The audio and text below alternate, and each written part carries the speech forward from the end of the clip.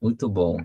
É tão gostoso quando a gente tem pessoas dos outros estados. Quando a gente faz reunião da infância nacional, gente, é muito interessante. É o Sul, é o Nordeste, é o Norte, todo mundo junto.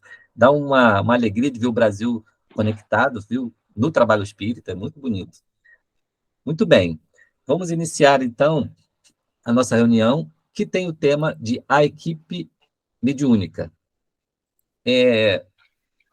Foi interessante porque o material é muito rico, muito vasto, e eu fiquei assim meio confuso de quanta coisa apresentar, mas nós vamos começar do simples. Se tiver que fazer novas sessões para esse trabalho, a gente faz, porque tem muita coisa rica para a gente explorar. E eu acho que o mais importante do projeto não é nem tanto os textos ou a bibliografia extensa que a gente vai apresentar, mas a reflexão que a gente faz na raiz das coisas, é entender a essência das coisas. E esse exercício eu gostaria da ajuda de todos, porque, sim, a gente vai ter a colaboração de Kardec, do Emmanuel, de André Luiz, etc., Manuel Filomeno de Miranda, mas é importante a gente fazer a reflexão para a gente entender se a gente está aderente, né, ao que a proposta do plano espiritual. Então, nós vamos iniciar trazendo conceitos. A gente sempre inicia com Kardec, né, para dar a nossa base. E deixa eu projetar aqui. Então, quando a gente fala da equipe mediúnica, nós vamos, obviamente, ela tem várias funções, né? Às vezes, numa casa espírita, ela não faz só a reunião mediúnica ou a reunião de desobsessão, mas também, em alguns lugares, a equipe mediúnica cuida do atendimento espiritual, a mesma equipe que cuida, né? Todas essas questões de passe, por exemplo, porque tem aí uma ligação com o plano espiritual e etc. Mas isso depende de casa espírita para casa espírita, a gente não precisa entrar nesse mérito. Então, nós vamos, no caso de hoje, nós vamos nos reportar à reunião mediúnica, tá bom? O nosso foco vai ser esse, embora a equipe tenha outras funções, que não só a reunião mediúnica. Vamos lá.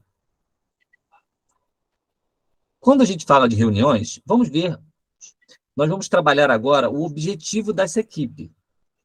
E, dentro disso, vamos iniciar analisando a maneira como Kardec traz a informação sobre as reuniões espíritas que aconteciam, que eram as mediúnicas, né?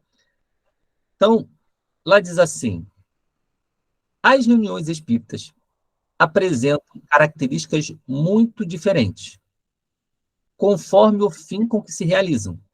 Por isso mesmo, suas condições intrínsecas devem diferir, segundo a natureza de cada uma. Podem ser frívolas, experimentais ou instrutivas. Aqui, a gente faz um parênteses, né? Se Kardec hoje fosse analisar as reuniões espíritas, seria muito diferente, porque hoje o hábito do centro espírita, ele tenta tirar as reuniões frívolas e experimentais e coloca mais as instrutivas. Mas nós vamos perceber que podemos ter tendências aqui, podemos ter reuniões que não atendem 100% ao que se propõe. Agora, aqui eu não preciso perguntar qual é a reunião mais importante para a gente, né? Está claro que é a instrutiva. As frívolas eram aquelas onde fazia aquelas perguntas, né, de curiosidade, etc.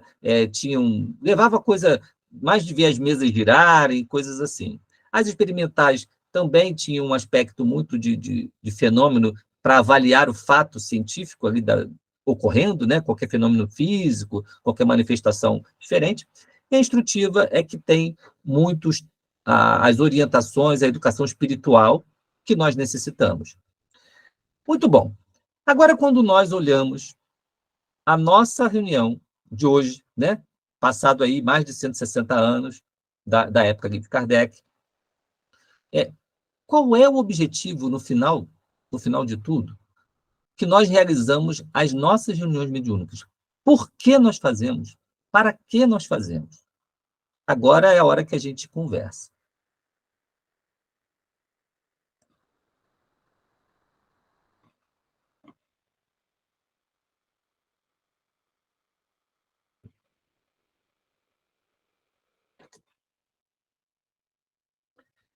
Alguém aqui participa de reunião mediúnica?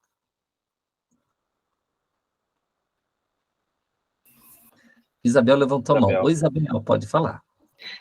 Bom, eu participo desde os 18 anos, por força das circunstâncias e da pressão toda espiritual, né?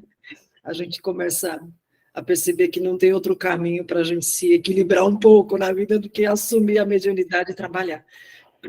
Mas, comentando rapidamente sobre essa posição da resposta do Kardec, a gente tem que lembrar que nessa época ainda, no início, né, haviam aquelas rodas de fenômenos, mesas girantes na França, então, mas por conta disso que ele fala, frívolas, quer dizer, vamos por curiosidade, muitos, né? Kardec, aliás, foi para o Espiritismo por conta de dos convites para participar dessa reunião, né? Dessas reuniões. As experimentais, pela questão de fenômenos que se descobriam, enfim, curiosos, as pessoas mais da área da ciência querendo entender como é que acontecia. E tudo isso foi válido e necessário, né? Hoje já não faz mais sentido, né, Valteno? Por que não? Porque nesses anos todos amadureceu-se, né? Próprio Kardec mesmo, antes de desencarnar, já o trabalho todo que ele apresentou, junto com a espiritualidade, isso tudo já estava mais assentado. Agora, qual o objetivo da reunião mediúnica? Dá para a gente comentar, que nem você falou, sobre as experiências de cada um, e acho que a gente vai descobrir cada vez mais qual que é o objetivo da gente participar da reunião mediúnica, e a gente percebe que a proporção é idêntica, se não até mais, a gente ter como instrumento de trabalho o aprendizado, o amadurecimento, as dores dos espíritos, nosso exercício de doação naquele momento, né? E eu acho que até mais por isso que esse trabalho acontece no nosso plano, né, com o contato com a espiritualidade.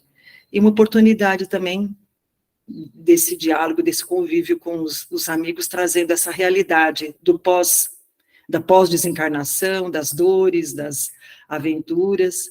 Eu acho que vai por aí a nossa conversa, né? Muito bom, Isabel. Tá ótimo. Obrigado pela essa ilustração que você trouxe aí de Kardec. E eu coloquei, inclusive, no chat, para aqueles que chegaram agora na reunião, o que nós estamos agora perguntando é por que realizamos as reuniões mediúnicas, qual o objetivo da reunião mediúnica. E aí, já tem a gente aqui, o Renato e a Ana Laura. Pode falar, Renato. Bom dia, amigo. Eu penso que o objetivo deveria ser, novamente, educativo, né? E educação. Você deve falar mais próximo, Renato, porque tá baixinho. Me ouve bem? Agora? Está melhorando. Melhor? Vou tirar minha imagem. Eu penso que o objetivo deveria ser, antes de mais nada, instrutivo, né? Para que a gente ali, tendo um contato com as esferas espirituais, pudéssemos reconhecer nas histórias de cada um daqueles que estão ali se manifestando um pouco da nossa própria, né? E fazer com que esse exercício da prática cristã pudesse iniciar através daquilo que a gente ouve e das instruções que eventualmente se pode colher e passar ali. Mas muitas vezes eu vejo que esse objetivo tem se desvirtuado. Em uma ocasião, na nossa própria casa, e hoje nós não estamos tendo reuniões mediúnicas, as reuniões por conta de N motivos, mas numa ocasião em que eu tive a oportunidade de estar sobre a guarda daquela reunião, o que se percebia era que sempre as instruções que eram passadas ali, ou assim, o grande volume de assuntos que eram tratados, eram mais inerentes àquelas pessoas que estavam presentes ali, como educação àquelas pessoas, para que elas estivessem verdadeiramente prontas como pessoas, antes mesmo de como médias, do que propriamente receber as manifestações e educar, né, ou instruir aqueles espíritos que ali se manifestavam. né? Então, eu percebi que durante um longo tempo, foi assim, como se nós estivéssemos nos reunindo para que nós fôssemos educados, né? E não com o objetivo, bom, nós estamos na reunião mediúnica e ali receberemos os amigos sofredores, e esses sofredores nós instruiremos e encaminharemos ele para a luz. Não, nós estávamos precisando da luz, né? Então, acho que foi isso que eu percebi. E acho que as reuniões têm perdido um pouco essa característica. E nós gostaríamos que pudesse ser recebido todos os sofredores e todos os sofredores serem encaminhados. Mas quando eles passam pelos nossos filtros morais, eles não encontram esse caminho, senão através daqueles espíritos superiores que estão ali coordenando. Então, aqueles instrumentos estão desafinados. É isso. Muito bom, Renato. Muito obrigado pela sua contribuição. Agora é a Ana Laura.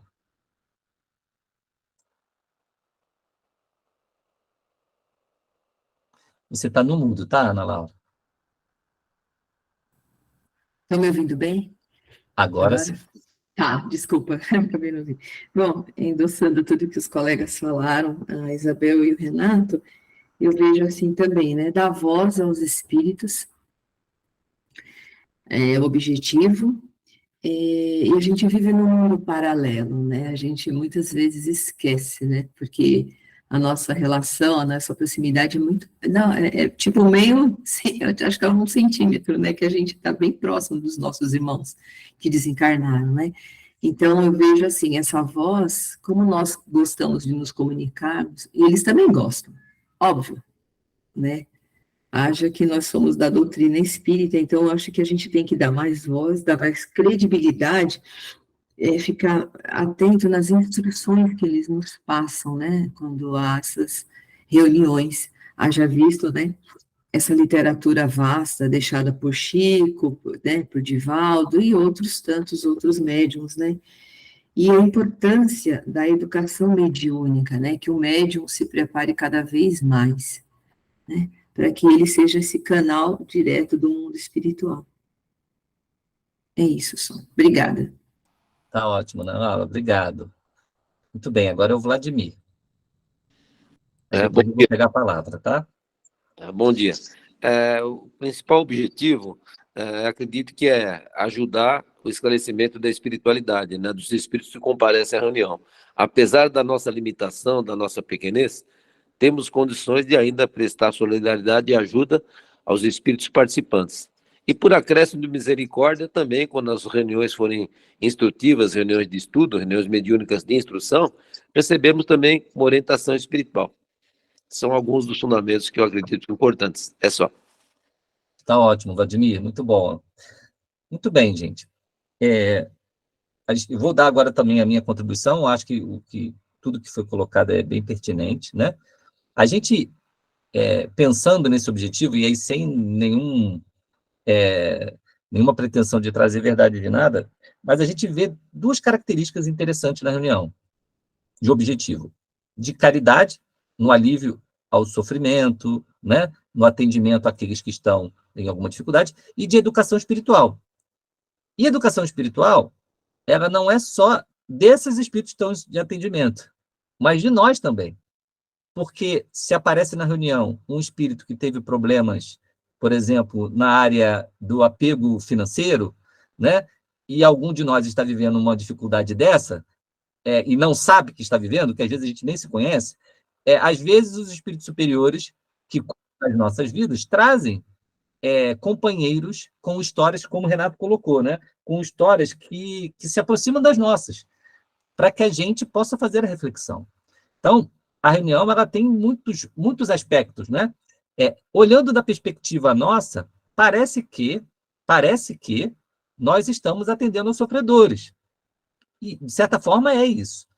Mas não é só isso. Porque se a gente olhar a visão dos dirigentes espirituais da reunião, eles estão falando assim, vamos atender aos sofredores encarnados e desencarnados, né? Que somos todos. Todos somos assistidos nesse aspecto, né? Então é isso. A caridade, ela acontece. Então, 2 âmbitos, caridade e educação espiritual. A caridade, ela vem. Um espírito, por exemplo, que está há 300 anos, né, ainda ligado a algum ódio, seja por um motivo de uma guerra, ou motivo de discriminação racial, ou qualquer coisa, né, ou de religioso, ele, através do diálogo, ele consegue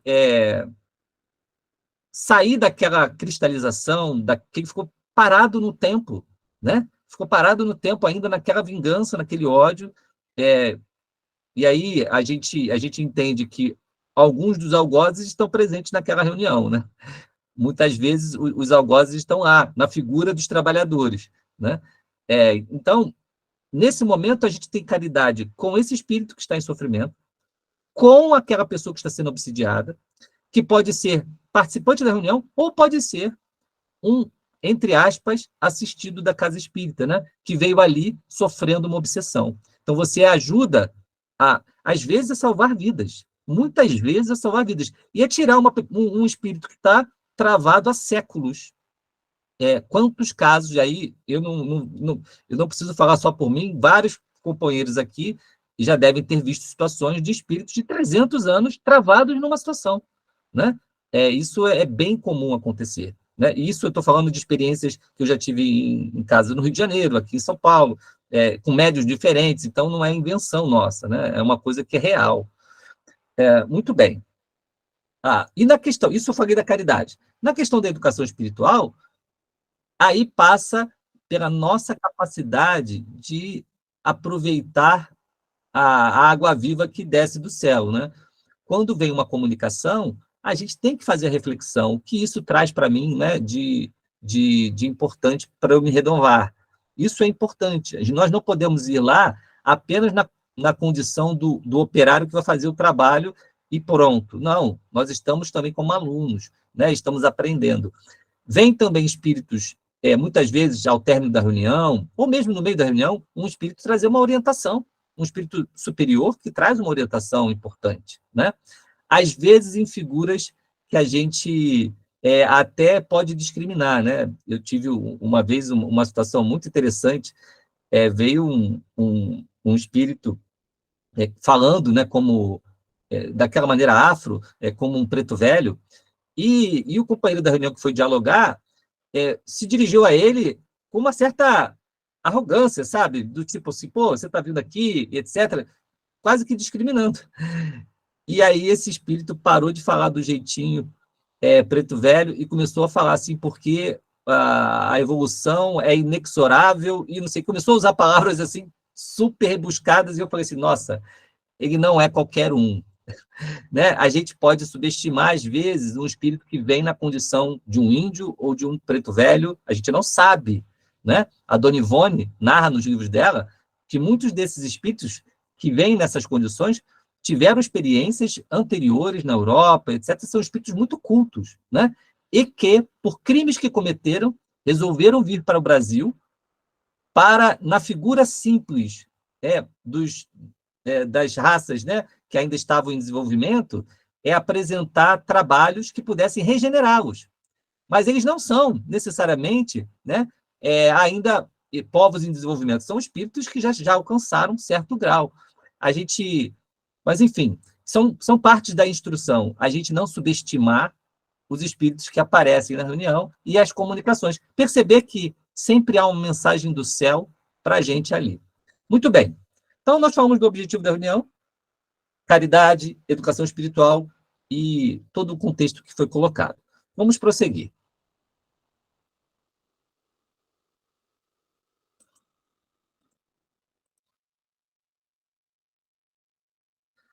Eu vou pedir aqui, Isabel, você pode ler para a gente? Condições das reuniões instrutivas. A primeira de todas é que sejam sérias, na completa acepção da palavra. É imperioso que todos se convençam de que os espíritos a quem desejam dirigir-se não são de natureza especialíssima, que não podendo o sublime aliar-se ao trivial, nem o bem com o mal, Quem quiser obter boas coisas precisa dirigir-se a espíritos bons. Não basta, porém, que se evoquem espíritos bons. É preciso, como condição expressa, que os assistentes estejam em condições propícias para que os espíritos bons consintam em vir. Ora, espíritos superiores não comparecem a reuniões de homens levianos e superficiais, assim como jamais compareceriam quando encarnados. Legal, Isabel. Se você quiser comentar, eu agradeço. Eu só vou fazer o comentário que, quando você leu, que desejam dirigir-se, são de natureza especialíssima, né? Esses espíritos são de natureza especialíssima. Eu falei Mas, não são, né? eu entendo, na hora da leitura, passo o olho assim. É isso mesmo, é a questão da afinidade do objetivo, né? Espíritos, numa reunião de uma condição equivocada, sem um fim útil, não seriam espíritos de um nível de natureza excelente ou boa, ou que desejem trabalhar conosco, nos orientando, nos assistindo, se não tiver essa condição e esse objetivo, é a lei da afinidade, né, Valteno? Então, a condição instrutiva é que tenha esse objetivo do trabalho, do aprendizado, que nem você falou, da caridade, da instrução, da utilidade, né? Então, acho que esse é o primeiro passo a ser considerado, é que o Livro dos Médiuns traz aí no capítulo. Sim, legal, Isabel, obrigado. E eu vejo aqui, gente, uma coisa bacana, sabe? O Kardec, ele é simples, objetivo, direto, e a gente não vai poder pretextar que, estava confuso, não deu para entender. Não, ele aqui está sendo claro, olha, nós estamos trabalhando com espíritos de um nível elevado, ele diz com clareza, né? Natureza especialíssima, e ele diz que para a gente ter esses espíritos bons na reunião, não basta chamá-los.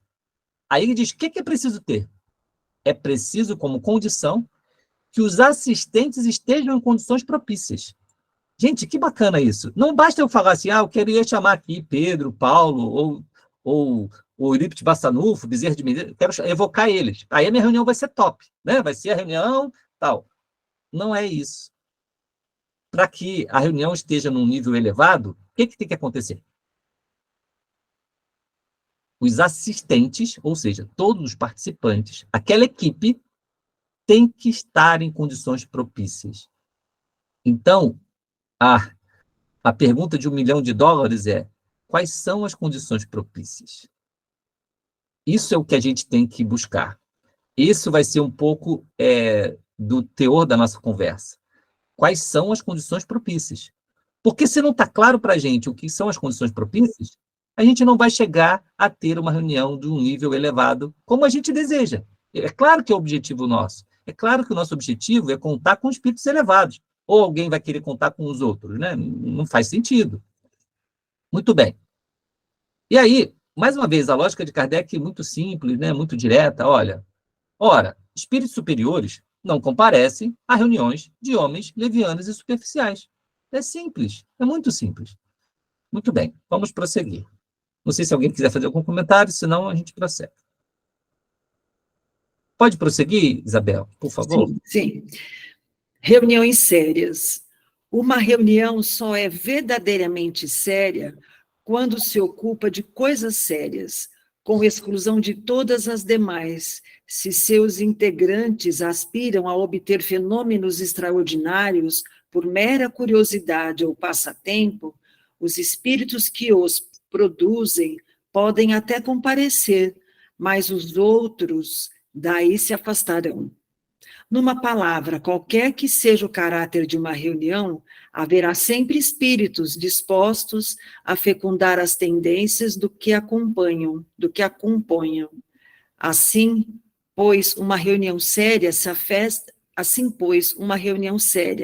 afasta do seu objetivo toda vez que o ensino é substituído pelo divertimento. As manifestações físicas, como os dissemos, têm sua... Desculpa, Isabel, essa parte a gente não vai trabalhar. É só esse pedaço até esse pontinho aqui, desculpa. Muito bem. Quer comentar? Você quer pedir para outra pessoa também? Não tem Pode. problema, Valtena, acho que é bom. Paulo Perpétuo, pode comentar para a gente? Você está no mudo. Só achar o microfone. Numa palavra, qualquer que seja o caráter de uma reunião, haverá sempre espíritos dispostos a secundar as tendências dos que a compõem. Isso é a grande realidade que nós temos que estar sempre atento, né? Nós fazemos uma reunião séria, convidamos espíritos sérios, porém, a partir do momento que nós nos perdemos ali, sei lá, em brincadeiras, preocupados ali com o extraordinário, os espíritos sérios, eles têm mais coisa a fazer, né? Do que só ficar ali ouvindo a gente, vamos dizer assim, cuidar daquilo que não tem interesse. Então, eles se afastam e automaticamente existe ali uma pleiade de espíritos prontos a tomar o lugar deles, mas para fazer aquilo que eles querem e não aquilo para o que nós os chamamos. Então, muitos sem nenhum tipo de conhecimento acabam entrando nas nossas reuniões porque nós perdemos a seriedade. Então, acho que essa preocupação com todos os integrantes, não é apenas o médium principal, mas todos os integrantes, eles têm que estar na mesma sintonia e na mesma vibração, para que a reunião seja séria do início, no meio e no final. Legal, Paulo, muito bom. E aqui tem um ponto que eu gostaria de trabalhar, né? Ok, nós não estamos mais fazendo aquelas reuniões com as mesas ou fazendo aquelas perguntas, né, de divertimento. Mas existe um nível que essa reunião precisa alcançar. Quando a gente fala de amor, por exemplo, que é o nosso objetivo final, né, desenvolvimento, como é que a gente entende que o amor chegou no nível mais elevado que ele pode estar? É o nível da renúncia e do sacrifício, não é? Quando você ama, você é amigo de alguém, você é um companheiro, você é bacana, você é gentil. Isso é um nível normal do amor. Mas o nível mais elevado é quando você perdoa o inimigo e ajuda o inimigo, ama o inimigo, né? Ou quando você renuncia e sofre, se sacrifica por alguém que você ama, né? O amor de uma mãe por um filho, e um nível elevado, como os cristãos da época. Muito bem. Trazendo isso para a reunião mediúnica, nós estamos lá e muitas vezes eu falo, agora eu vou falar por mim, né? Você fica, né, às vezes pensando, poxa, poderia ter uma comunicação assim assado, né? Pensando no particular, na sua necessidade pessoal. Isso não acontece? A gente fica com isso na mente às vezes. E eu me lembro, né, da direção que uma vez a gente teve de uma equipe, um companheiro dirigia, e que trabalhava muito para que a gente não tivesse essa postura, sabe? A nossa postura era, eu estou aqui, Senhor, para servir a dor que o Senhor trouxer aqui, e não a dor que eu estou sentindo ou que o fulano, porque eu não sei qual é a dor maior. E às vezes a gente via dores assim terríveis, que a nossa era pequeniníssima. Então, existe uma programação na reunião mediúnica, uma programação que não é nossa, e que existe um problema do melindre e da suscetibilidade. Às vezes a gente quer a comunicação de um parente que já partiu, às vezes a gente quer alguma coisa para o nosso caráter pessoal. Se a equipe ela tiver essa postura, pode ser que ela não tenha os espíritos do mais elevado nível. Mas se a equipe se coloca na condição de servir sem querer nada para si, o nível, né, de espírito que vem é desse nível, né? Porque é afinidade. Não é uma maneira diferente de ver, é um paradigma isso, porque é uma coisa real na reunião, né? Eu queria ouvir vocês, se isso que eu falei faz sentido, né? O que você acha, Samantha? Fala aí pra gente. Eu acho que faz todo sentido, né? Justificável, não estamos dizendo correto ou errado, mas justificável que uma pessoa queira ali, né, se envolva naquele momento, tem as suas dores, é justificável, mas não é o correto.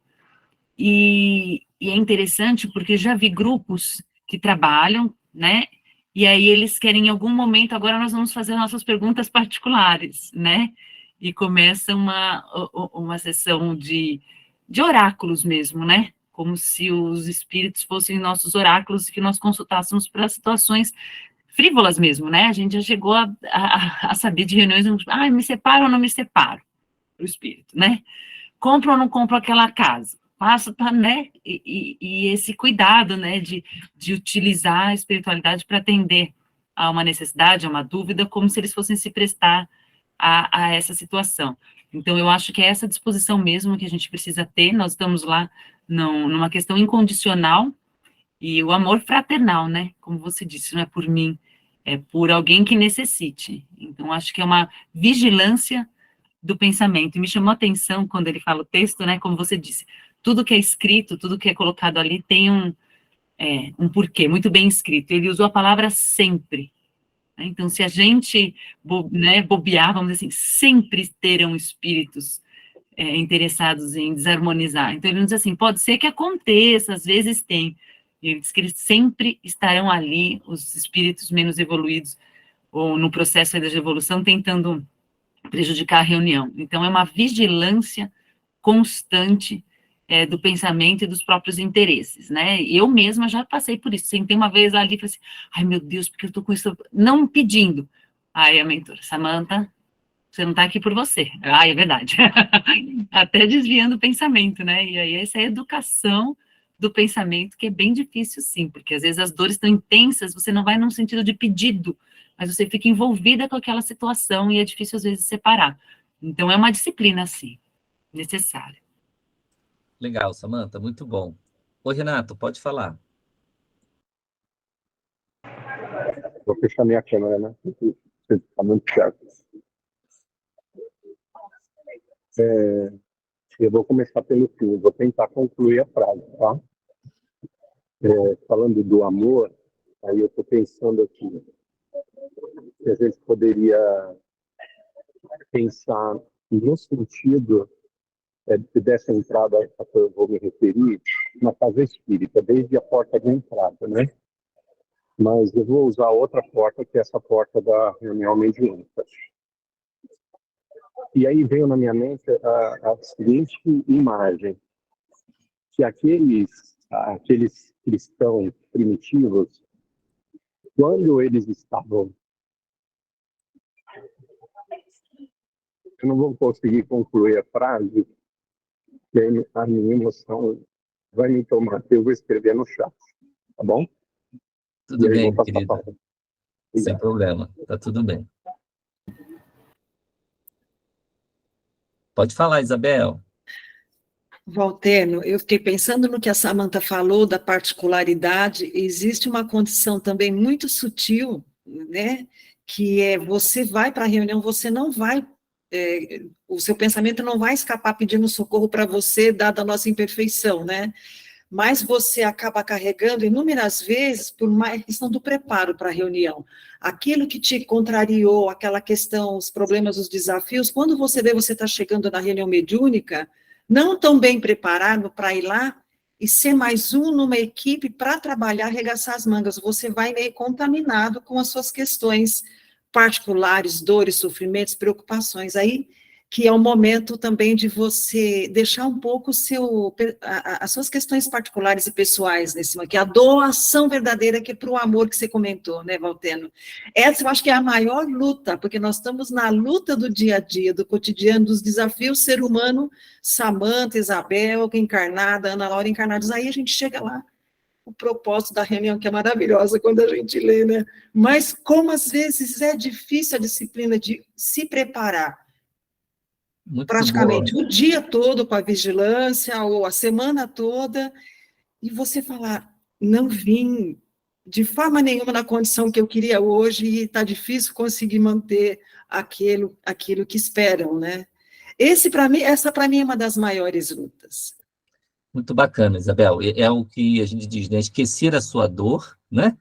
E se estar à disposição para a dor do próximo. Às vezes, Isabel, um pensamento nosso pequeno, né? Fala assim, Senhor, eu sei que eu não estou no mesmo, mas eu vim servir, né? Às vezes é uma mudança interna da maneira como a gente argumenta as coisas, né? Mas é muito bacana o que você trouxe, eu gostei. Dona Miltes, pode falar. A senhora está no mudo, Dona Miltes. Ah, o seu está no mudo, Dona Miltes. Tem que mexer no microfone.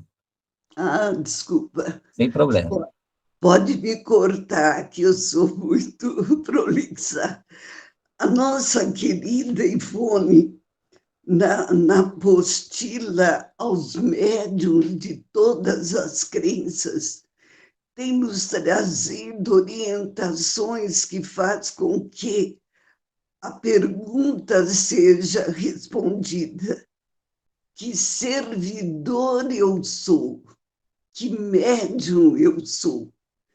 E ela coloca que estamos apostos na oficina de Jesus e necessitamos de equipe coesa, grupos e subgrupos que não temem para servir de ponte de luz, começando até com uma pinguela, mas pronta para uma grande reforma. E ainda, anteriormente, ela coloca assim, nesse questionamento, para nós, na condição de médios, fazer aquela pergunta: tenho cumprido o meu dever na disciplina? Ou ainda me coloco nas desculpas que afloram de imediato para saídas enganosas, para encontrar saídas enganosas? A alegria de servir é como uma asepsia benéfica que serve de sintonia positiva com as mentes que se alinharão para que a afinidade seja trabalhada no bem-querer. E aí ela também sugere, no lar, no trabalho externo, na casa que frequenta para estudo doutrinário, com os companheiros que conquistou e os que se apresentam distante, mas habituais na tarefa que abraçou e realiza, com o bom senso tão necessário. Há amor, há um questionamento muito sério, meus irmãos. Por quê? Aquelas reuniões gostosas com equipe afetiva, hoje está tão difícil de realizar pela falta de tempo. A dor está tão grande, o desespero campeia de tal jeito que nas nossas reuniões vêm pessoas de outras cidades, num sofrimento atroz, que chegam num atendimento emergencial de desobsessão para aquele que está desesperado, eles chegam a se incorporar. Criaturas que nunca pensaram em ser médium, na hora do socorro, desandam a ter uma atitude que jamais teriam, mostrando o desabrochar do processo mediúnico. Daí a necessidade urgente, premente, do socorro às criaturas, numa orientação segura para os médiuns, para os tarefeiros. Primeiramente, socorrê-los, porque há corações que chegam com tanta angústia, com tantos problemas, que levam até mesmo ao desatino situações de divórcios, separações que poderiam ser evitadas e que nada mais era a necessidade de um reajustamento familiar, onde o amor faça a diferença e também o assédio de entidades que querem desestruturar aquele coração que tem a tarefa da mediunidade com Jesus. É muito sério quando você, Valteno, fez esta proposta, chegou assim no momento primordial, porque a espiritualidade está nos pedindo vigilância, muita vigilância.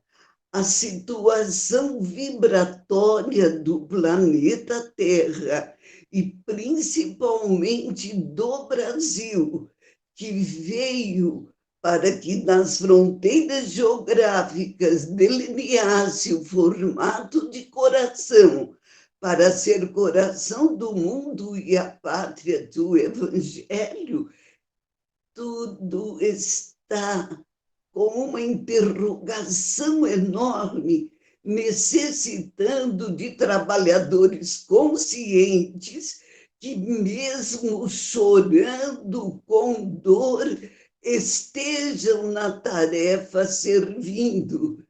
E eu digo até mesmo para Ivone, se ainda não somos o servidor ideal, nós estamos tentando. O que é importante é não desistir. Não precisa ter médium principal.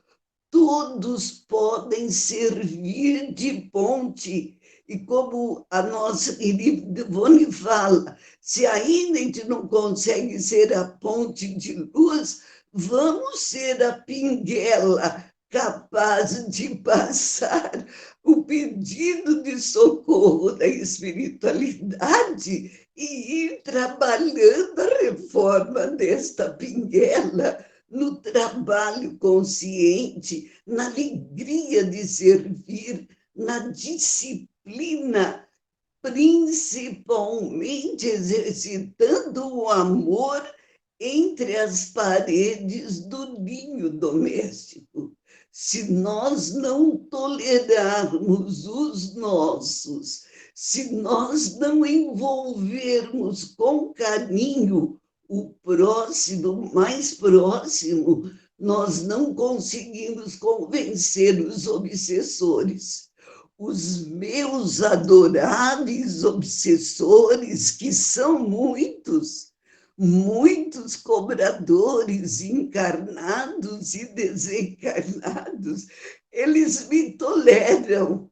E eu digo para os meus obsessores que tentam me desequilibrar, desestimular, eu os amo. E eu estou a serviço de Jesus para caminharmos juntos. Desculpa, eu falo demais. Tá tudo bem, dona Milt, muito obrigado pela sua contribuição, sempre uma palavra muito iluminada. Passar aqui para a Maria Cícera, pode falar, e depois a Silvia Pecenda.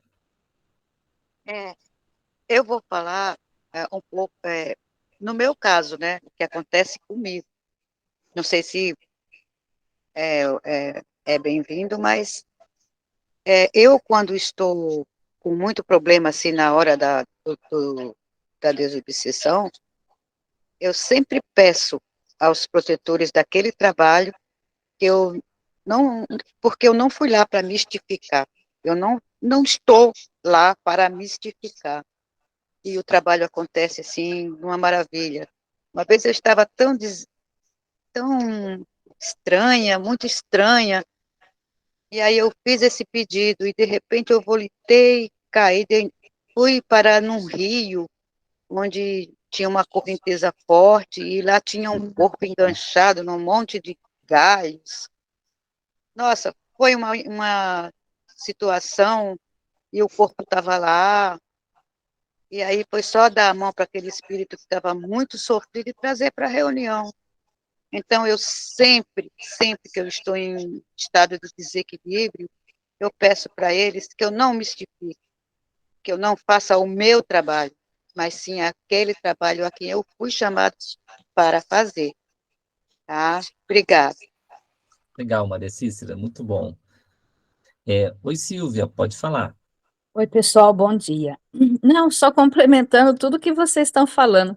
Uma vez durante a pandemia, eu escutei uma live, né, da Eulália Bueno, em que ela falou que hoje em dia, ou na realidade de muitas reuniões mediúnicas, a espiritualidade superior está tendo muito mais trabalho em harmonizar os trabalhadores do que com os próprios espíritos sofredores.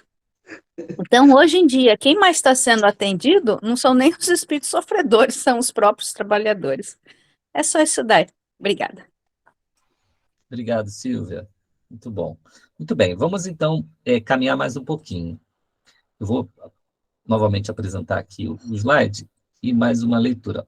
Olha, Robinson, você pode ler para a gente? Dá uma pausa aqui para a Isabel, tadinha. Só ela que leu. Posso sim. Bom dia. Estão me ouvindo bem? Sim. Então, vamos lá. A influência do meio.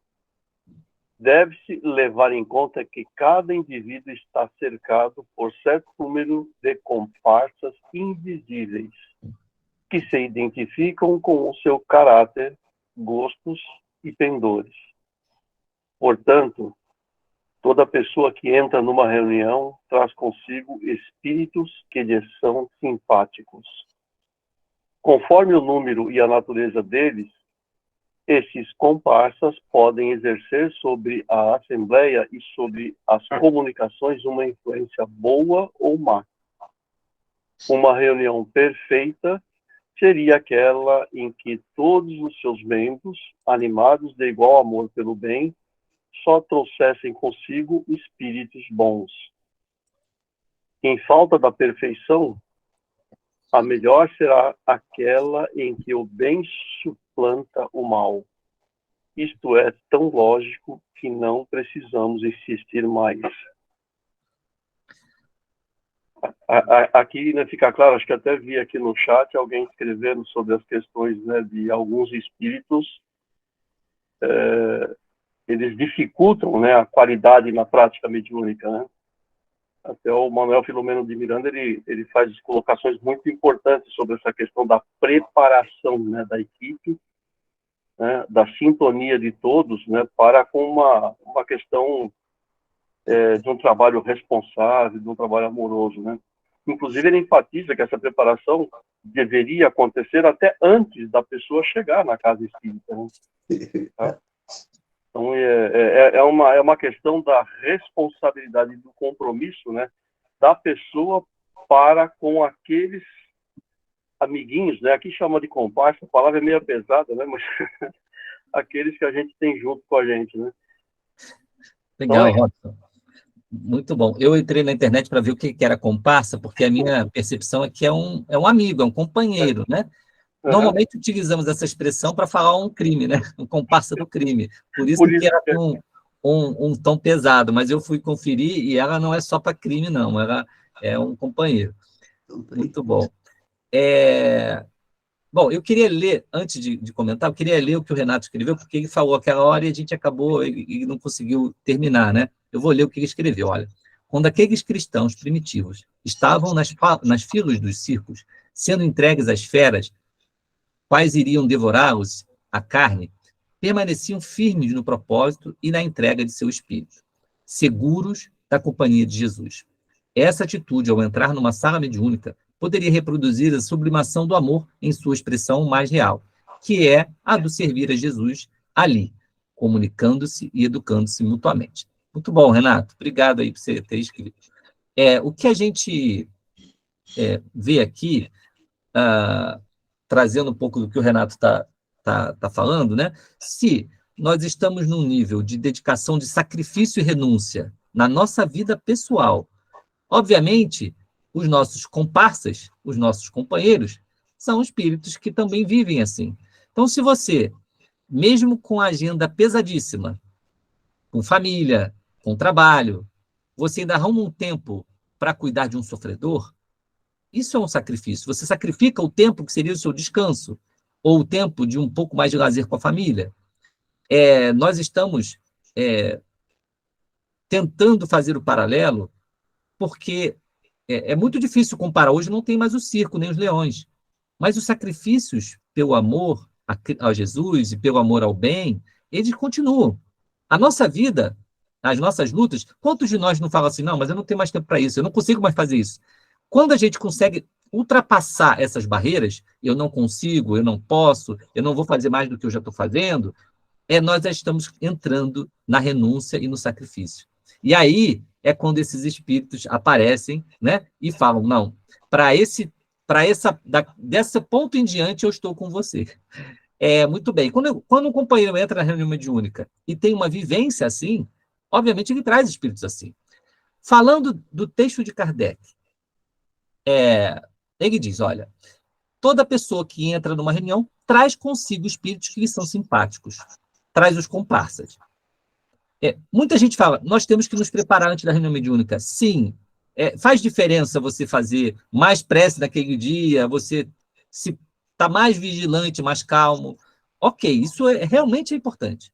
Mas se no dia anterior e durante a semana toda a gente não foi vigilante e se destemperou, gritou e se irritou e teve pensamentos ruins, pensamentos impuros e etc, etc, a gente passa a semana inteira fazendo bobagem. Aí chega no dia da reunião mediúnica, a gente dá uma de santo, não faz sentido, né? A gente vai... os nossos amigos, eles são os amigos da semana inteira, não são só do dia que a gente fez oração, né? Então, esse é um ponto importante, tá? Porque é o resultado da nossa vivência que vai dizer o nosso tom espiritual, né? Muito bem. Então, vamos prosseguir aqui. Agora, nós vamos ainda entrar na parte da equipe mediúnica. E a gente trouxe um texto de um livro muito bacana, Diálogo com as Sombras, né? O capítulo 1, Instrumentação, do Hermínio Miranda. E aí a gente vai entrar... Quer dizer, a reunião de hoje teria muito mais coisa, só que é muito longo toda essa discussão. A gente está querendo construir as bases para uma discussão realmente profunda. Então, eu vou pedir aqui... Robson, você pode ler mais uma vez?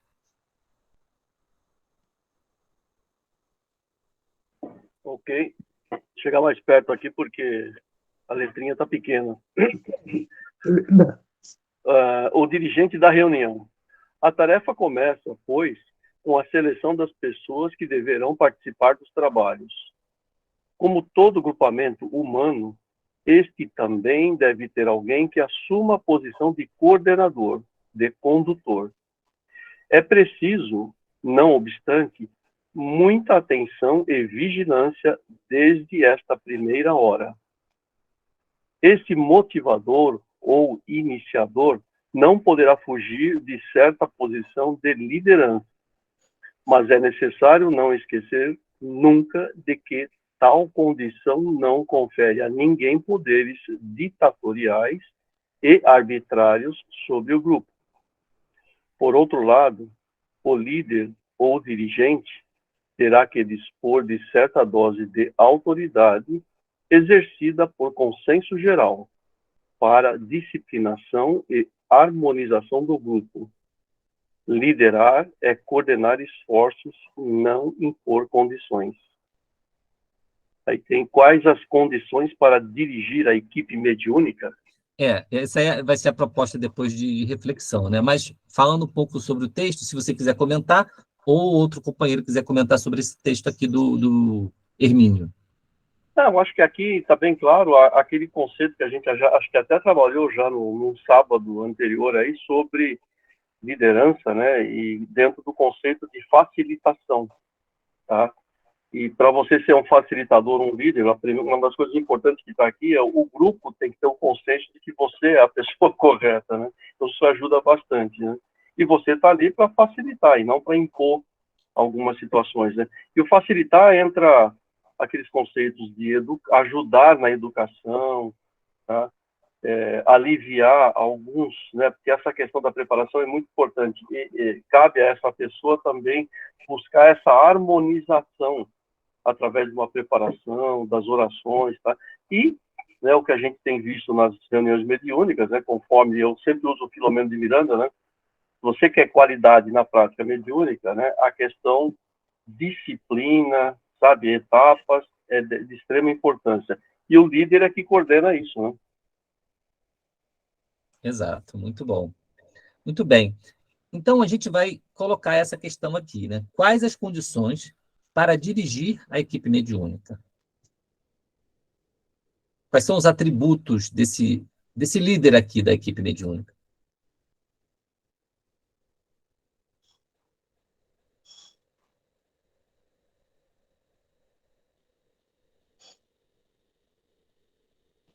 Eu acho que tem que ter vivência, né? Eu contei, não, vivência mediúnica, vivência nas práticas, né? Muito conhecimento, muito estudo, né? E também muito amor no coração. Muito bom, Gilberto. Excelente. Ô, Isabel, pode falar. Estudo, né? E estudo da obra básica. Kardec. Bastante estudo. Livro dos Médiuns. Eu acho que é fundamental. Eu falo que é o responsável pela embarcação ali no momento e que tem instrução de como operar, questões até técnicas mesmo, vamos falar assim, né, dos cuidados. Acho fundamental e acaba sendo até um risco uma pessoa sem um conhecimento e estudo estar à frente de uma reunião mediúnica, como qualquer outra reunião dentro da casa espírita com responsabilidade, né? Muito bom. Agora o Eduardo. Pode falar, Eduardo. Bom dia. Completando o que a Isabel falou, eu creio que o lado moral, a questão moral, né, a condição moral do dirigente é fundamental para que ocorra uma reunião mediúnica boa, né? E, no segundo plano, me veio também a questão que vai ajudar, que é conhecer os participantes, né? Vai ajudar bastante o desenvolvimento da reunião ter um certo conhecimento das características de cada médium que está ali trabalhando. Obrigado. Legal, Eduardo. Obrigado. Agora é a Samantha. Eu acredito que ele faz bem a diferença entre autoritarismo e autoridade, né? Então, a autoridade é aquele que sabe o que está fazendo, né? Então, por exemplo, se eu tiver que fazer uma cirurgia, eu vou procurar uma autoridade no assunto, ou seja, alguém que estudou e sabe o que está fazendo. Então, quando nós temos uma autoridade nesse sentido, não existe uma imposição, uma necessidade de nada. A pessoa, por suas condutas morais, sua dedicação, seu conhecimento, ela acaba se tornando esse líder, como autoridade, não como autoritarismo. Legal, Samantha, obrigado. Ô, Cristina. Além do que tudo já foi falado, né, eu entendo também que é importante a humildade, porque nós não sabemos tudo, né, e a gente precisa reconhecer muitas vezes e buscar na literatura a nossa condição, a nossa posição. Então, se tiver dúvida em alguma coisa, fazer a equipe procurar junto com a gente, né? Onde é que está escrito isso, em que livro está, qual o autor, como que a gente pode se colocar. Então, eu acho que é importante a humildade também, além do que foi falado. Muito Obrigada. bom, tá ótimo. Oi, Moisés. Bom dia a todos. Valteno, só para completar um destaque, né? Entendo que dirigir a tarefa ou ser dirigente precisa ter consciência de que é dirigente. Dirigente dirige a tarefa, ele não executa a tarefa. E, exceto por vezes, situações excepcionais, pela sua experiência e conhecimento, ele faz a intervenção, mas dirigente dirige a tarefa, ele tem que estar atento a tudo o que acontece. É só um complemento e uma lembrança desse aspecto que eu acho importante. Muito bom, Moisés. Agora é a Euseni. Tudo bem, Euseni? Pode falar. Você está no mudo, hein? Bom, eu não sei se ela está com dificuldade lá de destravar, e eu vou passar então aqui para mais uma pessoa que pediu a palavra, foi a Silvia. Pode falar, Silvia. Só complementando, e uma coisa, eu queria compartilhar com vocês uma coisa que eu aprendi e que para mim fez toda a diferença. Como o último falou, desculpa, eu não prestei atenção no nome. A pessoa tem que saber o que está fazendo ali, tanto o trabalhador quanto o dirigente. Ter consciência do que está fazendo ali. Mas uma coisa que eu aprendi, assim, a palavra sacrifício. A gente sempre tem essa noção de que é algo pesado, sofrido, né? Só que eu aprendi numa literatura que sacrifício vem, né? A origem dela significa sacro ofício. É um ofício sagrado. Então, você faz aquele sacrifício, você faz aquele ofício, porque aquilo para você é sagrado. E é tão sagrado que você muitas vezes não sente o peso, não sente a dor. Então, esse espírito de sacrifício, com essa sacralidade, com essa responsabilidade, com essa consciência, é o que dá o tom.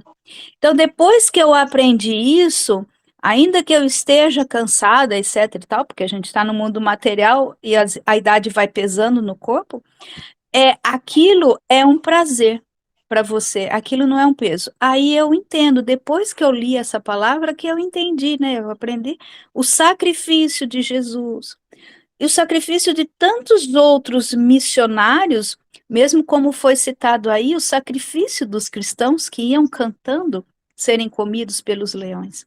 É apenas isso, pessoal. Queria compartilhar esse aprendizado que para mim fez toda a diferença na vida. Obrigada.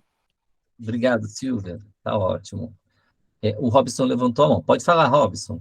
Eu já tinha falado, mas eu dei uma olhada aqui no trabalho do Filomeno, e ele diz uma coisa que é de extrema importância aqui, que a qualidade principal do trabalho do dirigente é a condição de progresso de toda a equipe. Então, saber trabalhar em equipe, né, ter a humildade de analisar e avaliar os limites de cada um e, dentro dessas condições, provocar o progresso da equipe. Né? Essa é a principal característica dele. Deveria ser, né? Legal, Robson. Oi, Marcos, pode falar.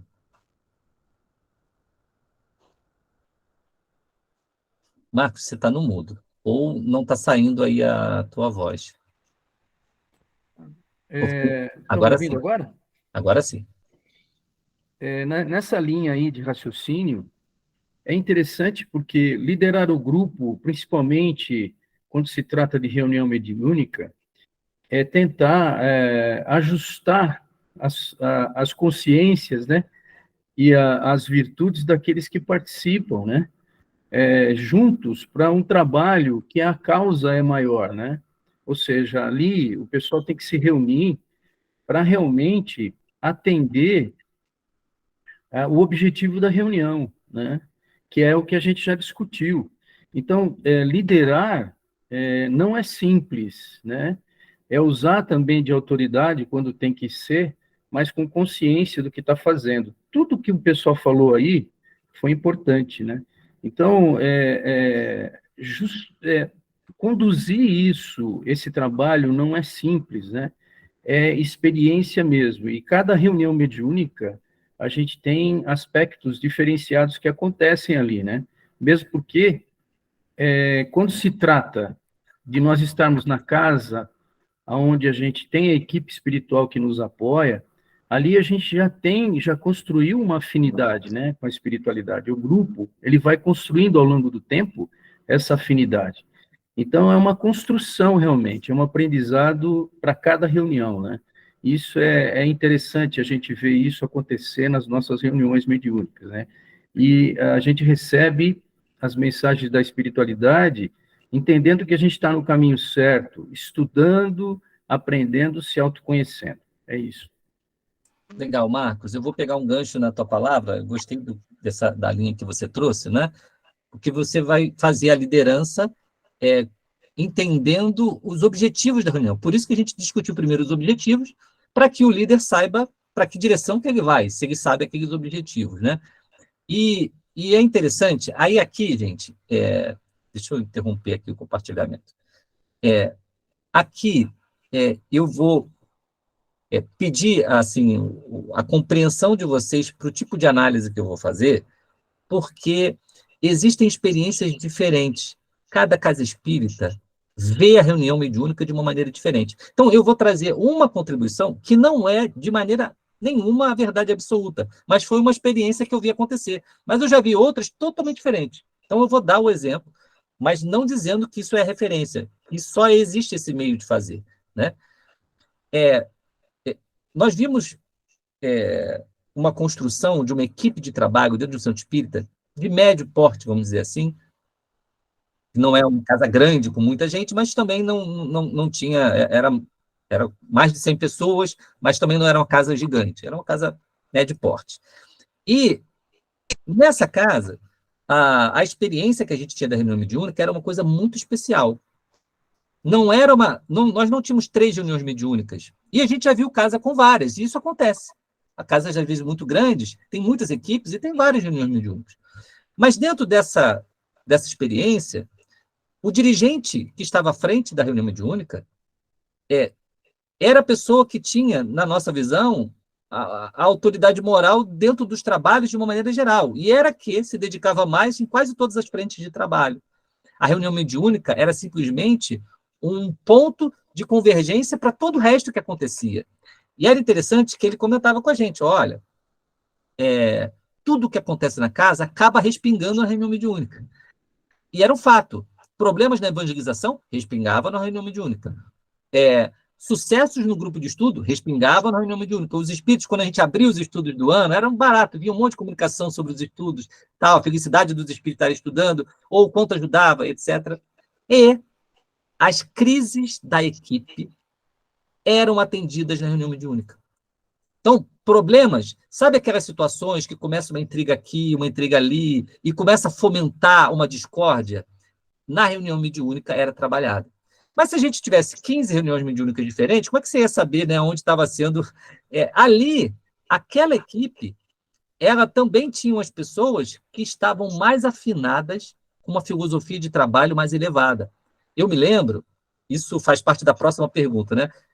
Quando fui convidado para a reunião mediúnica, e isso me marcou, eu não esqueço mais dessa conversa. Quando um companheiro me convidou para a reunião mediúnica, para fazer parte, eu era jovem, na casa, e ele falou assim, olha, ele convidou 3 pessoas, né? Eu e mais 2. E ele, no convite ele falou, olha, vocês estão sendo chamados e por causa do compromisso de vocês com a reforma íntima. E aí, dentre as palavras, aquilo foi o que ficou para mim muito forte. E o que era aquilo, né? A observação dele em relação à vivência nossa, a dedicação nossa no trabalho, a entrega ao nosso trabalho. Então, tinha ali um tipo de avaliação interessante, que eu fico pensando, como são os critérios, né, para você trazer alguém? Isso era parte das perguntas, porque não vai dar tempo de falar, né? Mas, naquele momento que ele fazia o filtro desse nível, eram os participantes ali, eram os que estudavam, eram sérios nos estudos, eram compromissados com o trabalho e apresentavam, pelo menos de forma superficial, uma certa renovação. Não dá para saber quem realmente está super comprometido com a reforma íntima, porque você não está dentro de cada um. Mas você observa a mudança de temperamento, você observa as pessoas, né? Ao longo de 2, 3 anos, poxa, aquela pessoa saiu de um ponto A, foi para um ponto B. Você vê isso, é nítido, nos companheiros que se aproximam da casa. E esse tipo de seleção, e esse tipo de visão desse dirigente, mostrava que aquela reunião ela tinha um caráter muito especial nesse aspecto, e ela protegia a casa espírita. Porque toda vez que tinha uma crise, um ataque obsessivo, e não parava de ter, era ininterrupto o ataque obsessivo numa casa espírita, é ininterrupto, né? No momento em que havia isso, na reunião a gente tratava isso, a gente via esses casos, e eram casos, né, tipicamente para a equipe de trabalhadores, para desestruturar o trabalho.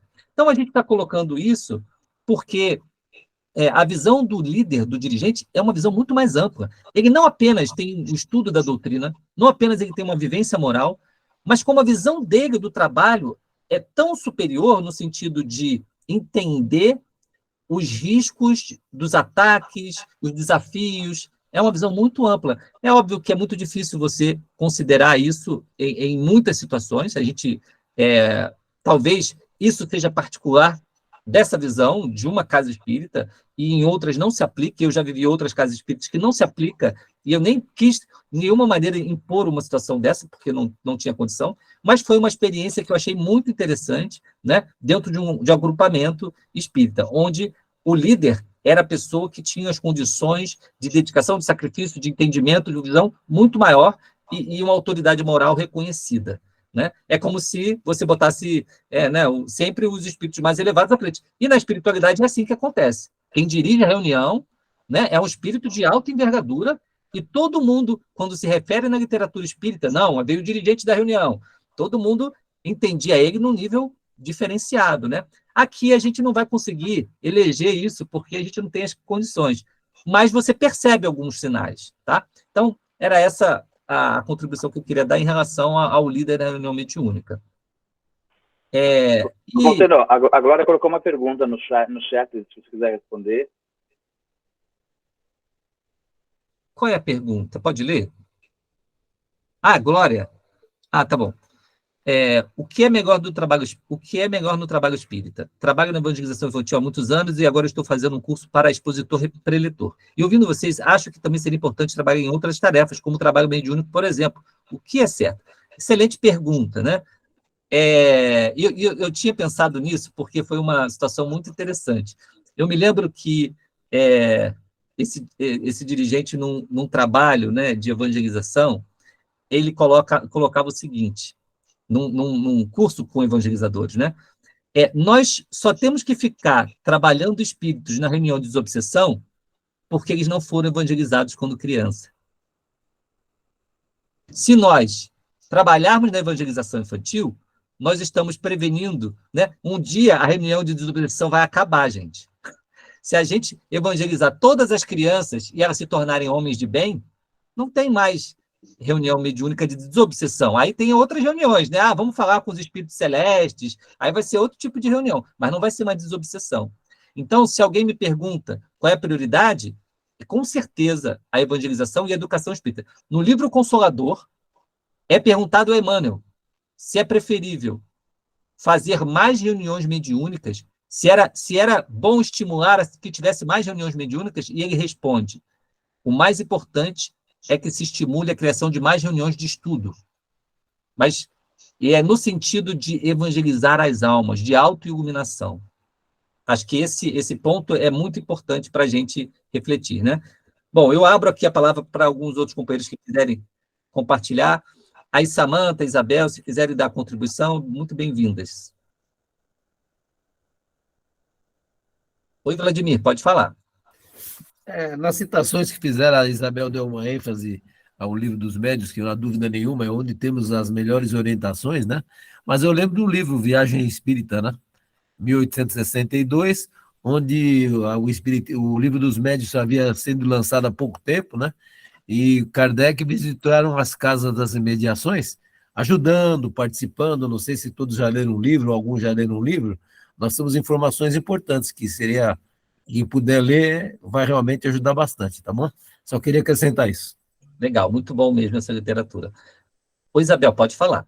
Depois a Samanta. O Valteno falou sobre o diálogo com as sombras, né, do Hermínio Miranda, que é fabuloso. E livros dele também, vou até mostrar aqui, porque eu estou trabalhando justamente esse projeto editorial. Os 4 livros que o Hermínio também escreveu, ele da série Histórias que os Espíritos Contaram. E ele tem uma categoria de diálogo com os espíritos numa qualidade moral e de amor, de técnica ao mesmo tempo, fabulosa.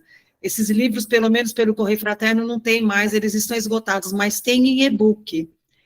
Vale a pena ler, principalmente quem trabalha na reunião mediúnica, eu acho que todo mundo, né, já que a gente está falando de estudo e desenvolvimento, é apaixonante. essa questão do lidar com o amor, como ajudar o espírito a se sair daquela situação, que gatilho que pode ser usado, não, mas ele não fala tecnicamente, é a experiência dele de vida, espíritos seculares ali, engessados no ideal, e todo o trabalho que foi feito com cada um, a gente chora junto, e ele chora também, quando ele escreve, é a coisa mais linda, a gente recomenda.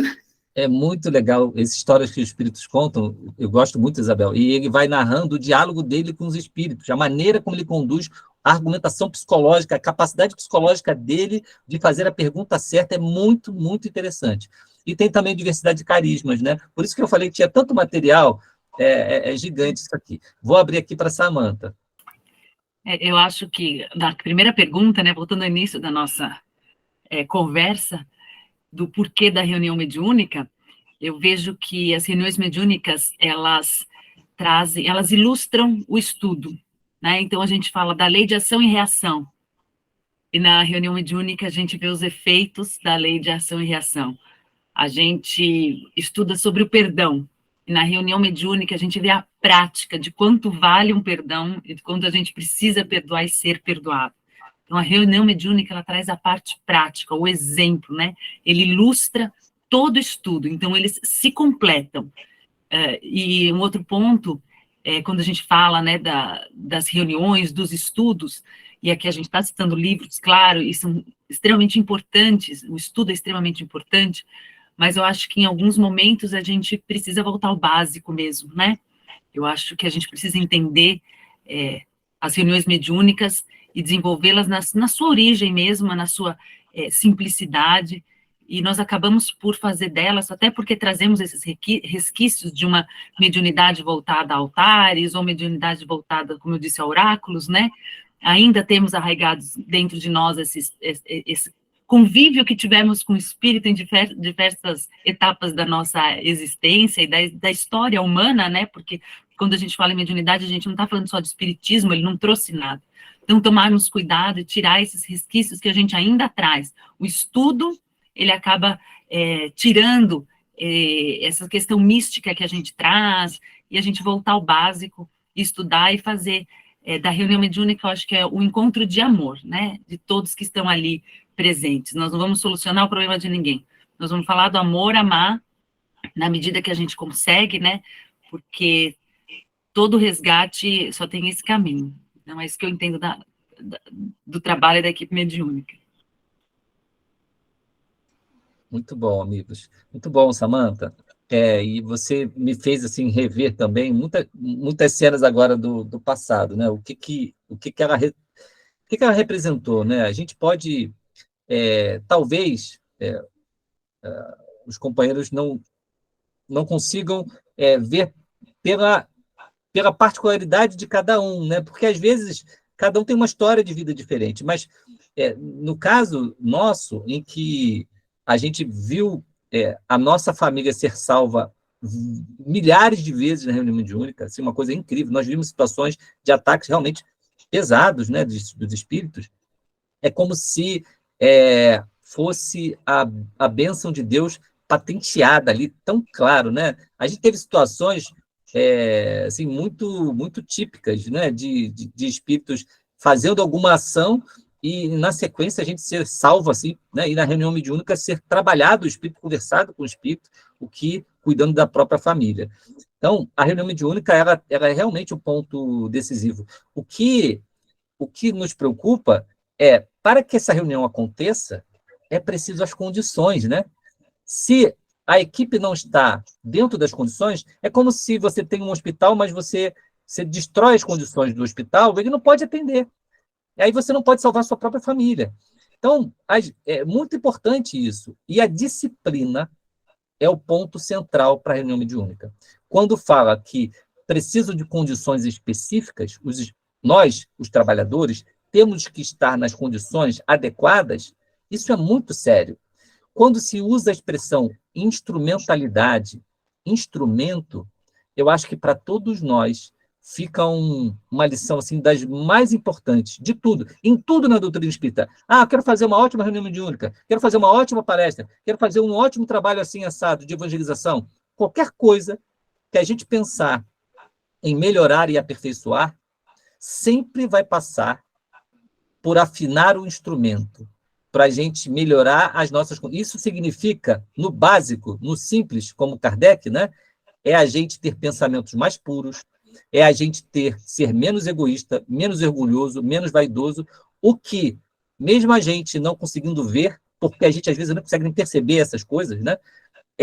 Os espíritos olham para a gente como um adulto olha para uma criança, né? Nossa, já está ele lá de novo com essa suscetibilidade, né? Com esse melindre, com essa, e está atrapalhando o trabalho, já está ele de novo, né?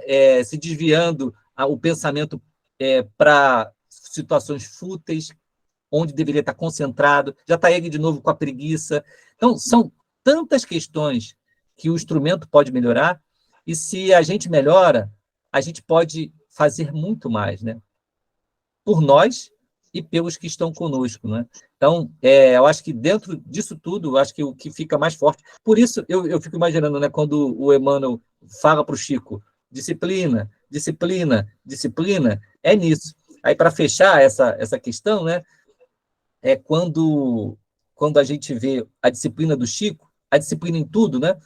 Tem um momento em que o Chico, da vida dele, uma história muito bonita, e a gente vê a disciplina dele até nesse ponto. Olha que coisa interessante. O Chico tinha um cachorrinho, e esse cachorrinho, ele era um cachorrinho doente, e ele sujava tudo, bagunçava tudo. E o Chico voltava tarde das reuniões, né? 2, 3 horas da manhã, e quando chegava, estava aquela bagunça danada, e ele tinha que limpar aquilo tudo.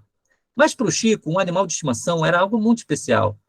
Era até uma ponte de ligação dele com a terra. Para ele não desencarnar, ele tinha que ter apegos, de verdade. Ele falava isso, ele tinha que se apegar a alguma coisa na terra. Ele se apegava aos bichos também. E ele amava o bichinho, e ele chegava e cuidava. E aí uma vizinha, caridosa, entre aspas, querendo diminuir o esforço do Chico, ela dá veneno e mata o bichinho. Gente, a gente pode imaginar a dor do Chico, tão sensível, de ter uma situação dessa? E aí, o Chico fica perturbado no sentido espiritual da coisa, ele não consegue mais trabalhar direito nas reuniões, ele não consegue mais psicografar. E depois de uma semana, o Emmanuel chama ele para conversar. Chico, o que está acontecendo? Né? Eu sei que você está chateado, mas você tem que resolver isso. Você está atrapalhando o nosso trabalho.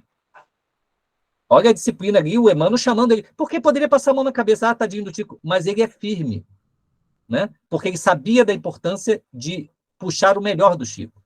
E aí, mas você vê, ela fez isso com o meu bicho e tal. E aí o Emmanuel disse assim para ele, o nosso Senhor Jesus Cristo já nos ensinou uma lição, né?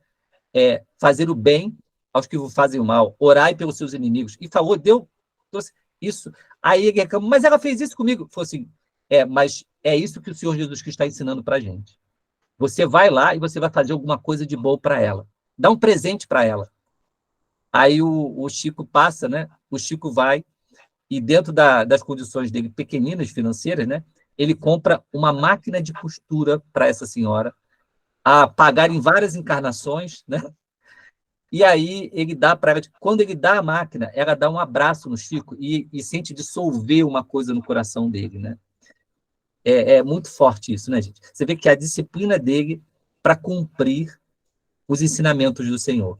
Eu acho que fica para a gente essa lição, se nós queremos ser um instrumento, né, razoavelmente bom, a gente precisa disciplinar, né, até no amor, ter disciplina no amor, porque a disciplina antecede a espontaneidade, né? Tá bom, gente, acho que era isso que a gente tinha para hoje. Vamos prosseguir, na próxima a gente continua o tema da equipe mediúnica. Vou pedir, então, aqui, Silvia, você pode fazer a prece para a gente, Silvia Seco? Está no mudo, Silvia. Sim, mas a outra Silvia levantou a mão.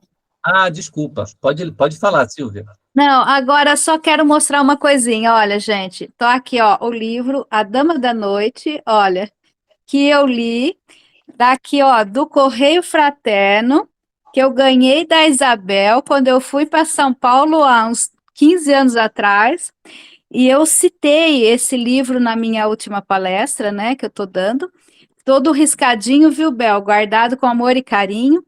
Só uma coisinha, eu não consegui achar aqui agora, eu estava procurando. Quando tem uma comunicação ali, né, das comunicações, o Hermínio cita assim, que o verdadeiro cristão, o discípulo de Jesus, ele sabe o que está fazendo, sempre saberá, ou seja, ele tem plena consciência do que ele está fazendo, e isso que é importante. Eu acho que todo esse estudo que a gente está fazendo é a responsabilidade e tal, mas ter essa consciência do que estamos fazendo. Estamos ajudando o outro? Sim, estamos ajudando a outro, mas nós estamos nos ajudando em primeiro lugar. E uma coisa que me emociona muito e que era o que passava pela minha cabeça, e a dona Miltes falou: eu troquei a doença pelo trabalho, e por conta disso eu sou grata a Jesus. E eu acho que eu estou na mesma situação. Eu peço, eu não quero doença, porque eu quero trabalhar, trabalhar, trabalhar. Trabalhar com amor, com sacrifício, porque é isso que dá sentido à nossa vida, isso que dá colorido, isso que faz toda a diferença. Então, que a gente possa efetivamente abraçar o Espiritismo com todo amor, com toda gratidão.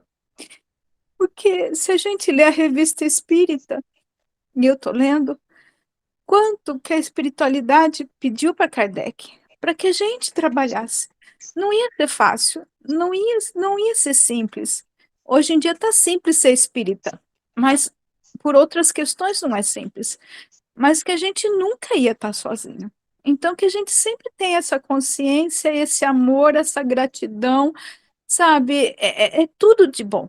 É só ter isso. Então, obrigada pela oportunidade, obrigado por um dia eu ter encontrado a Bel, obrigada por um dia eu ter encontrado vocês, pelas palavras da dona Miltz, por tudo, gente. Obrigada, viu? Obrigado, Silvia, por compartilhar conosco. Recebe aqui o nosso carinho, né? Desejo de melhoras. E eu vou fazer um pedido diferente aqui. A Silvia Seco disse que a mãezinha dela está hospitalizada. Eu vou pedir, então, para a Samanta fazer a prece, Silvia. Envolve aí a Silvia Pecenda, envolve também a mãezinha da Silvia, tá bom? Por favor. Aí na próxima você faz, tá, Silvia Seco? Tá bom. Obrigada. Então, vamos lá. Fechando os nossos olhos, para promover ainda mais essa conexão com o plano espiritual.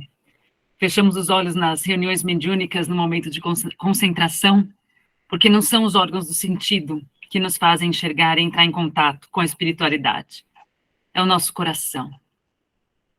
Nosso coração que se conecta a eles. O nosso pensamento, e com esse amor e esse pensamento, vamos envolvendo a mãezinha da Silva e todos aqueles que nesse momento possam colocar como necessitados física, psicológica, espiritualmente, a serem abençoados, a receberem as nossas melhores energias. Vamos finalizando a nossa manhã, imaginando uma cena que talvez muitos tenham vivido e outros tenham só assistido. Quando vamos à casa, criança pequena de uma avó, ela coloca uma cadeira perto da pia e nos convida a cozinhar um bolo, por exemplo. E a gente cozinha aquele bolo com o auxílio permanente dela, achando que nós é que estamos fazendo o bolo. O bolo fica pronto e assado e a gente se sente feliz de ter feito o bolo. Mas a visão do adulto percebe que a avó, que podia ter feito tudo sozinho, conta com a ajuda do neto, simplesmente, para fazer crescer nele a autoestima e um poder, a ideia de realizar, que ainda é pequena dentro dele. Assim somos nós, nas reuniões mediúnicas. A espiritualidade poderia facilmente doutrinar, salvar e orientar espíritos e irmãos. Mas como a avó querida que ama o seu neto e quer vê-lo fazer produzir, eles abrem as salas mediúnicas, para que a gente possa entrar com as nossas dores, preocupações, sim, a serem trabalhadas e deixadas na mão dele. E trabalhamos mediunicamente, acreditando que somos nós que fazemos o bolo. Tenhamos a certeza que somos meros partícipes, mas que entremos com a alegria de uma criança, com a inocência de uma criança, com a vontade de fazer o melhor de nós, mas cientes de que toda reunião mediúnica só acontece por bondade e amor dos espíritos superiores, o desejo profundo que eles têm, e nos ver crescer, como uma avó nutre um amor por um neto. E por essa gratidão, agradecemos a toda a equipe espiritual de todas as casas, a oportunidade do trabalho redentor de nossas almas, quiçá um dia seremos nós, os avós, a orientarem outros trabalhadores, a despertarem dentro de si o potencial que tem de trabalhar, de construir, de consolar, de aprender e de crescer. Que Deus abençoe todas as casas, todas as propostas de levar o amor do Cristo ao coração dos homens. Que assim seja.